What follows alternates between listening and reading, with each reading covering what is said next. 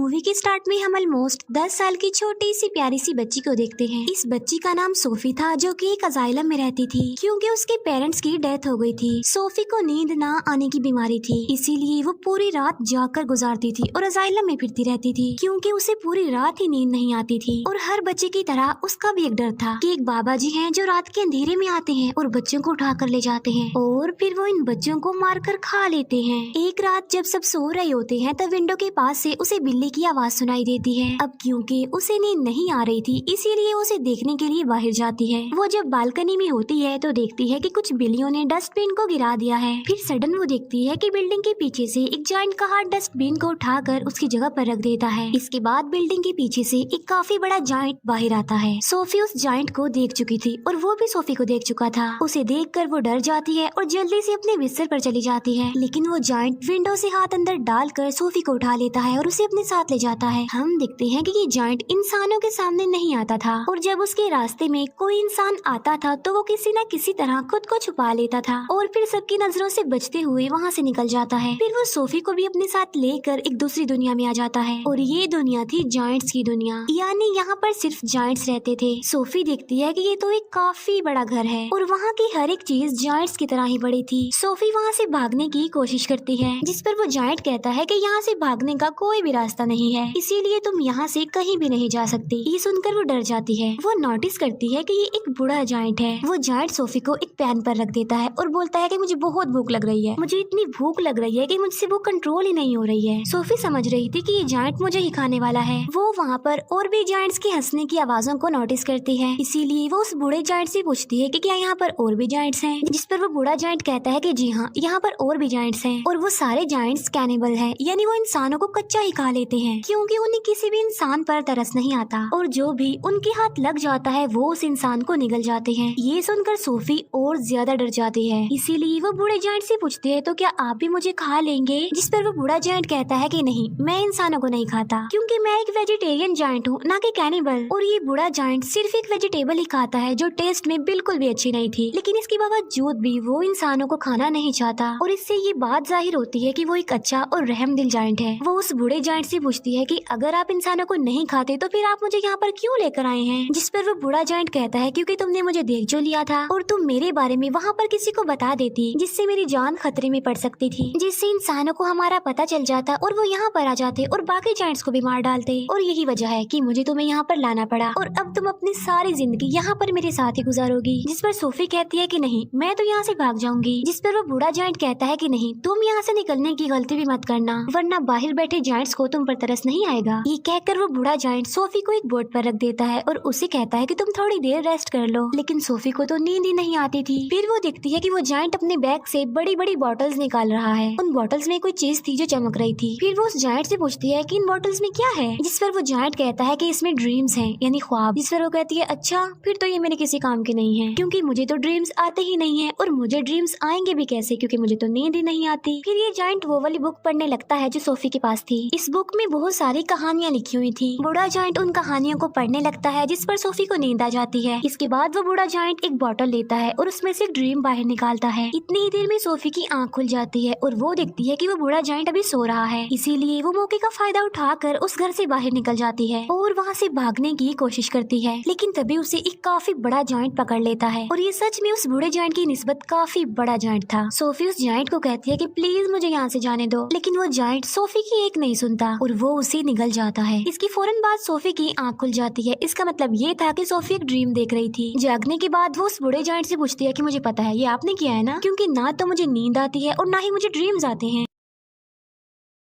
लेकिन आपने ये जो मुझे ड्रीम दिखाया है ये तो बहुत डरावना था। जिस पर वो जायंट कहता है कि मुझे ऐसा करना पड़ा और मैंने ऐसा इसीलिए किया है ताकि मैं तुम्हें ये बता सकूं कि बाहर तुम्हारे लिए कितना खतरा है, इसी वजह से तुम्हारे लिए बेटर होगा कि तुम यहीं पर ही रहो। बूढ़ा जायंट सोफी को समझाता है कि यहाँ पर जो जायंट्स है ना वो मुझसे साइज में काफी बड़े हैं और मैं तो उन जायंट्स के सामने कुछ भी नहीं हूँ क्योंकि मैं छोटा सा जायंट हूँ और बूढ़ा भी हूँ। अभी वो लोग बातें कर ही रही थी कि तभी वहाँ पर एक काफी बड़ा जायंट अंदर आ जाता है और वाकई ही ये उस बूढ़े जायंट की निस्बत काफी बड़ा था। वो जायंट आते ही बूढ़े जायंट से पूछता है कि बताओ तुम किससे बात कर रहे थे बोने। अब यहाँ पर सारे जायंट्स बूढ़े जायंट को बोना कहते थे क्योंकि वो साइज में सबसे ही छोटा था। बूढ़ा जायंट जवाब देता है कि नहीं तो मैं तो किसी से बात नहीं कर रहा था। इसी दौरान सोफी भी कहीं पर छुप जाती है। इस बड़े जायंट के हाथ पर चोट लगी थी, इसीलिए वो पट्टी करवाने के लिए बूढ़े जायंट के पास आया था। अब क्योंकि वो जायंट कैनिबल था, इसी वजह से उसे उस घर में से इंसान की खुशबू आती है, इसीलिए वो वहाँ पर पड़ी हर एक चीज को देखने लगता है। तभी सोफी उस सब्जी के अंदर चली जाती है जो वो बूढ़ा जायंट खाता था, और जब वो जायंट उस सब्जी को स्मेल करता है तो उसे उसमें से इंसान की खुशबू आती है।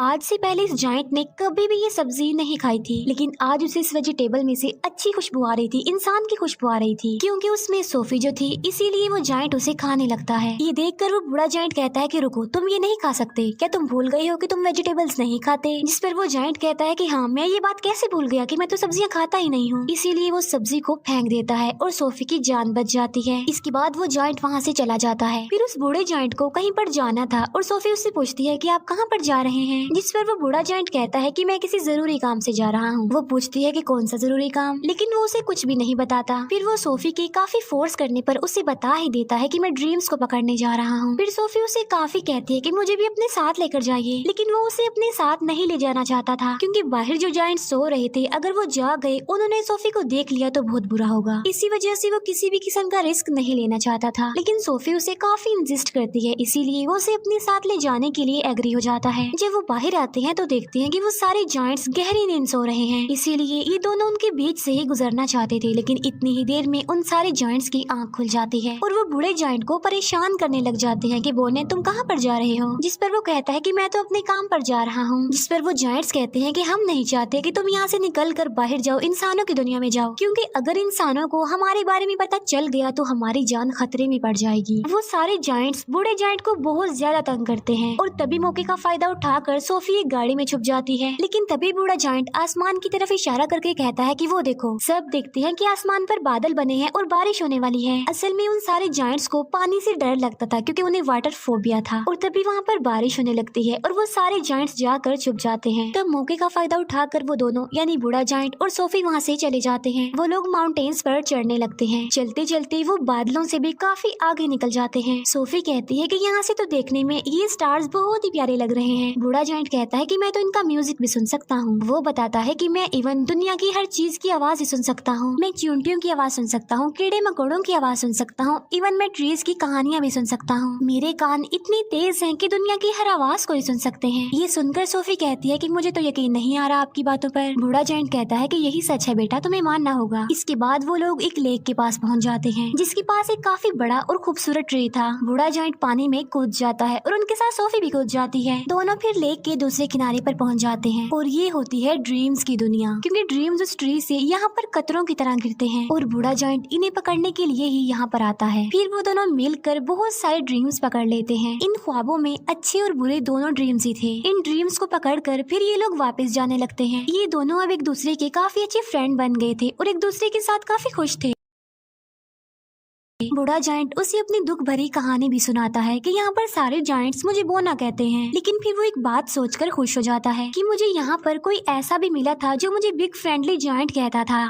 ये सुनकर सोफी कहती है तो आज से मैं भी आपको बिग फ्रेंडली जायंट यानी BFG ही कहूंगी। ड्रीम्स पकड़ने के बाद ये लोग सिटी में घूमते फिरते हैं, जहाँ पर बच्चे अपने अपने घरों में सो रहे होते हैं और बिग फ्रेंडली जायंट यानी BFG उन्हें नींद में बहुत अच्छे अच्छे ड्रीम्स देता है ताकि लोगों को उनके ड्रीम्स में खुशियाँ मिल सके। यहाँ पर हम ये जान पाते हैं कि BFG एक बहुत ही अच्छे दिल का जायंट है जो ड्रीम्स की दुनिया से ड्रीम्स ला कर लोगों को देता है ताकि सोते हुए ही सही ये उन लोगों की जिंदगियों में खुशियाँ तो ला सके। सोफी पूछती है कि ड्रीम्स के बारे में आपको क्या आपके पेरेंट्स ने बताया था, जिस पर वो जायंट यानी BFG कहता है कि जायंट्स के पेरेंट्स नहीं होते। फिर वो BFG से उसकी एज पूछती है कि आपकी उम्र कितनी है। BFG जवाब देता है कि जितनी उम्र इस दुनिया की है उतनी ही मेरी है, यानी जब से ये दुनिया बनी थी तब से ये जायंट्स भी बन गए थे, लेकिन ये इस दुनिया में ही इंसानों से छुप कर रहते हैं दीवारों के पीछे। फिर वो दोनों वापस जाने लगते हैं। सोफी अचानक पूछती है कि मेरा ब्लैंकेट कहाँ पर है। असल में सोफी का ब्लैंकेट जायंट्स की दुनिया में ही रह गया था और इस बात की वजह से BFG परेशान हो जाते हैं, इसीलिए वो सोफी को कहते हैं कि अब मैं तुम्हें अपने साथ नहीं ले जा सकता, क्योंकि अब तक उन जायंट्स को पता चल गया होगा कि मेरे साथ कोई इंसान भी है। और यहाँ पर BFG सोफी को एक बात बताता है कि बहुत सालों पहले मुझे एक बच्चा मिला था और वो भी इतना ही प्यारा और इनोसेंट था जितनी कि तुम हो, और तुम्हारी तरह उसने भी मुझे देख लिया था। इसी वजह से मैं उस बच्चे को भी जायंट्स की दुनिया में ले गया और उसी बच्चे ने मुझे पढ़ना सिखाया। और ये जो जैकेट तुमने पहन रखी है ये मेरे उसी मासूम छोटे से फ्रेंड की है। लेकिन इससे पहले कि मैं उस बच्चे को उसकी दुनिया में वापस लेकर आता काफी देर हो चुकी थी, और मैं बिल्कुल ये नहीं चाहता कि जो उस बच्चे के साथ हुआ है, मेरे उस दोस्त के साथ हुआ है, वो तुम्हारे साथ भी हो, क्योंकि तुम भी तो मेरी एक दोस्त ही हो ना। इसीलिए वो सोफी को वहीं पर छोड़कर वहाँ से जाने का फैसला करता है। हालांकि सोफी उन्हें काफी मना करती है यहाँ रुकने पर और उसके साथ चलने की जिद करती है, लेकिन वो जायंट इस बार उसकी बात नहीं मानता। तब BFG उसे अजाइला में छोड़कर वहाँ से जाने लगता है। अब क्योंकि सोफी वहाँ पर रुकना नहीं चाहती थी, इसीलिए वो बालकनी से कूद जाती है, क्योंकि उसे पता था कि BFG उसे बचा लेंगे। और होता भी ऐसा है, BFG उसे बचा लेता है और इसीलिए ना चाहते हुए भी उसे सोफी की बात माननी पड़ती है। इसी वजह से वो उसे जायंट्स की दुनिया में दोबारा से ले आता है, जहाँ पर बाकी जायंट्स पहले ही उन लोगों के लिए वेट कर रहे थे, क्योंकि सारे जायंट्स जान चुके थे कि बूढ़े जायंट के पास कोई इंसान है। इसीलिए सारे जायंट्स अब जानना चाहते थे कि वो इंसान कौन है, कहाँ पर है। इसीलिए वो ब्लैंकेट की खुशबू की मदद से BFG के घर को चेक करते हैं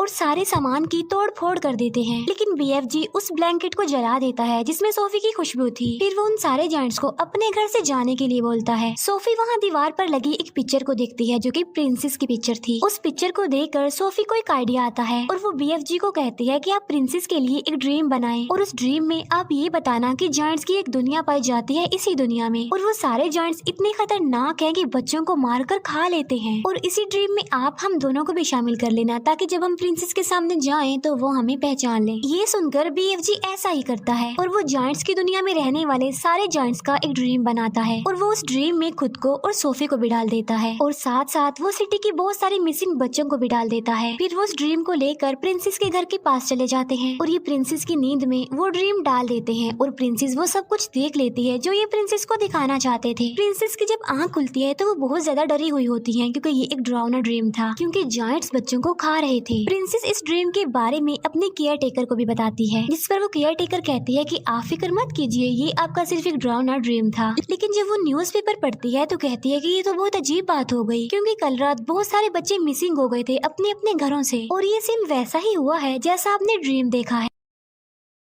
तभी प्रिंसेस कहती है कि पर्दे हटाओ, और पर्दे हटाते ही विंडो पर सोफी खड़ी हुई थी। असल में ये चीज भी उन्होंने ड्रीम में डाल दी थी और उसमें BFG को भी डाल दिया था। तब सोफी उन्हें BFG के बारे में बताती है और साथ साथ वो प्रिंसेस से प्रॉमिस भी लेती है कि आप मुझसे वादा करेंगी आप BFG को कोई नुकसान नहीं पहुंचाएंगी। तब BFG प्रिंसेस के सामने आता है और तमीज से उनके सामने झुक जाता है। तब प्रिंसेस भी अपने प्रॉमिस को पूरा करती है। अच्छा, यहाँ पर जायंट्स की ना एक फनी बात भी थी कि वो किसी भी वर्ड को ठीक से नहीं बोलते थे, इसीलिए वो महारानी को मर्जानी कहता था, BFG इंसान को इंसान कहता था और ऐसे ही उल्टे सीधे लफ्ज बोलते थे। इसके बाद प्रिंसेस उनका अच्छे से वेलकम करती है और उन्हें एक काफी अच्छी दावत देती है। फिर ये लोग सारी बात प्रिंसेस को बता देते हैं कि जायंट्स की दुनिया में 9 बड़े बड़े जायंट्स ऐसे हैं जो इंसानों और बच्चों को पकड़कर खा लेते हैं। इसीलिए प्रिंसेस उनकी हेल्प करने के लिए तैयार हो जाती है और अपनी एक पूरी आर्मी तैयार कर लेती है, जो कि BFG की मदद से अपने हेलीकॉप्टर्स में बैठकर जायंट्स की दुनिया के लिए निकल जाते हैं। अब इन्होंने यहाँ पर एक प्रॉपर प्लान बनाया हुआ था, इसीलिए वो प्लान के मुताबिक एक जगह पर रुक जाते हैं, क्योंकि ये पूरी तैयारी के साथ उन पर अटैक करने के लिए आए थे। प्लान ये था कि BFG एक ड्रीम बनाएंगे और उस ड्रीम में BFG इन जायंट्स के लिए शर्मिंदगी और पछतावा डालेंगे उनके बुरे कामों के लिए जो उन्होंने किए थे, और BFG ऐसा ड्रीम बना भी लेता है। लेकिन जैसे ही BFG ड्रीम्स को उन जायंट्स में डालने के लिए जाता है, तब उन्हें याद आता है कि ड्रीम डालने वाली चीज तो मैं प्रिंसेस की महल में ही छोड़ आया हूँ, और उस चीज के बगैर ऐसा करना रिस्की था क्योंकि उन जायंट्स के पास जाना था। लेकिन सोफी हिम्मत करके उस ड्रीम वाले जार को उस जगह पर लेकर चली जाती है जहाँ पर वो जायंट्स सो रहे थे। लेकिन इससे पहले कि सोफी उस जार को तोड़ पाती, उन जायंट्स का लीडर उठ जाता है और वो जैसे ही सोफी को पकड़ने वाला होता है, सोफी उस जार को तोड़ देती है और ये ड्रीम उन जायंट्स की नींद में चला जाता है जो अभी सो रहे थे। और जब वो जायंट्स जागते हैं तो उन्हें अपने बुरे काम पर शर्मिंदगी होती है, लेकिन जो जायंट्स का लीडर था वो तो जाग रहा था, इसीलिए उसे कोई भी पछतावा और शर्मिंदगी नहीं होती और इसीलिए वो सोफी पर अटैक कर देता है। लेकिन तभी BFG उस उस जायंट के सामने आ जाते हैं। अब क्योंकि BFG बहुत छोटे थे इसीलिए वो जायंट उन्हें अपने हाथ में उठा लेता है, लेकिन जैसे ही वो BFG को मारने लगता है प्रिंसेस की पूरी आर्मी हेलीकॉप्टर्स के साथ वहाँ पर आ जाती है और वो लोग सारे जायंट्स को पकड़कर अपने साथ ले जाते हैं और उन्हें समंदर के बीच में एक आइलैंड पर छोड़ दिया जाता है। अब क्योंकि इनके चारों तरफ पानी था और ये तो पानी से डरते थे इसीलिए वो वहाँ से भाग नहीं सकते थे और इसीलिए अभी हमेशा के लिए यहाँ पर फंस गए हैं। प्रिंसेस उन जायंट्स के लिए वहाँ पर सब्जी के बीज भी फेंक देती है ताकि ये जायंट्स उन बीजों की मदद से वहाँ पर सब्जी उगाएं और सारी जिंदगी ये वो सब्जी ही खाएं। अब क्योंकि उन जायंट्स को ये सब्जी पसंद नहीं थी लेकिन अब ना चाहते हुए भी उन्हें ये सब्जी खानी पड़नी थी और पूरी जिंदगी इसी आइलैंड पर रहकर ये सब्जी ही खानी है। इसके बाद हम सोफी को देखते हैं जो बस आइलैंड में नहीं रहती बल्कि प्रिंसेस के महल में रहती है और यहाँ पर सोफी बहुत खुश होती है और वो जब चाहे BFG से बात भी कर सकती है क्योंकि BFG ने बताया था कि वो इस दुनिया की सारी आवाजें सुन सकते हैं। दूसरी तरफ BFG जो कि अब जायंट्स की दुनिया में बिल्कुल अकेले रह गए हैं, जिन्होंने जायंट्स की दुनिया में उस सब्जी के अलावा और भी बहुत सारी वेजिटेबल्स उगा ली हैं और वो भी अपनी लाइफ में बहुत खुश है। सोफी हर सुबह जाकर विंडो पर आती है और BFG को गुड मॉर्निंग कहती है जिससे BFG सुन लेते हैं और उसका जवाब देते हैं और ये प्यारी सी मूवी यहीं पर एंड हो जाती है। Thank you for watching.